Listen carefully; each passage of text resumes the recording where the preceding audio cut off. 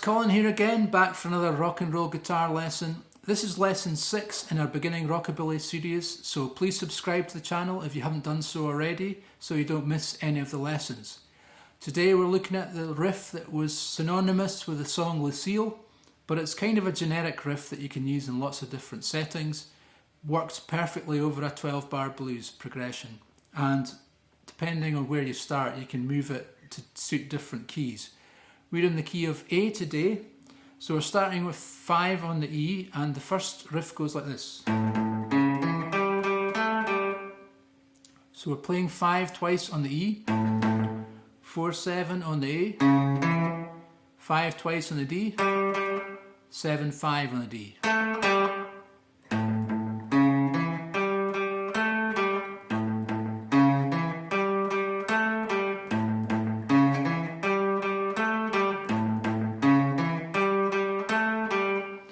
Then it moves to D chord. We just move that whole shape up one string, so start on the A at the 5th fret, 5-5 on the A, 4-7 on the D, 5-5 on the G, 7-5 on the G.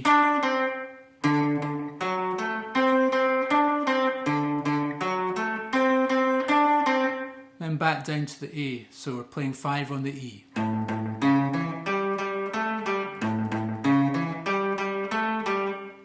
Then for the D chord, we're going to go up to the E note, which is 7 on the A string, 7th fret of the A.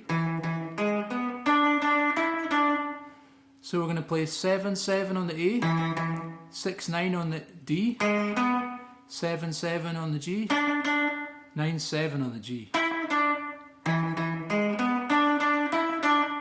Move that down 2 frets over the D chord. And then for the turnaround we play this.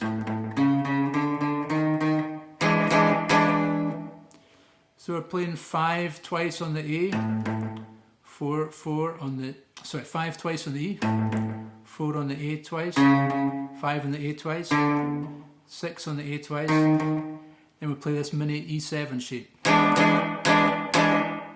which is 7 on the A, 6 on the D and 7 on the G. Okay, so we'll just play through that very slowly.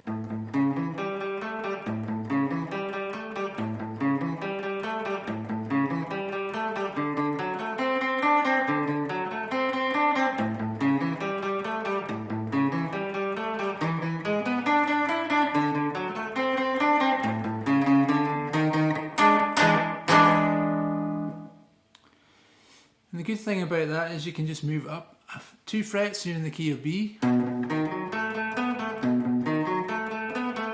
Another fret, you're in the key of C. So always starting with the root note of the key. So we're in C on the 8th fret on the E. As I said, you can sort of modify that riff.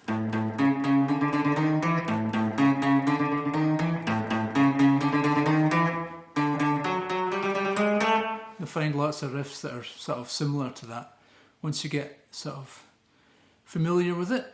Okay, I hope you find that helpful, folks, and please subscribe to the channel. Keep rocking, lots more rockabilly guitar lessons coming up. Thanks very much, keep rocking.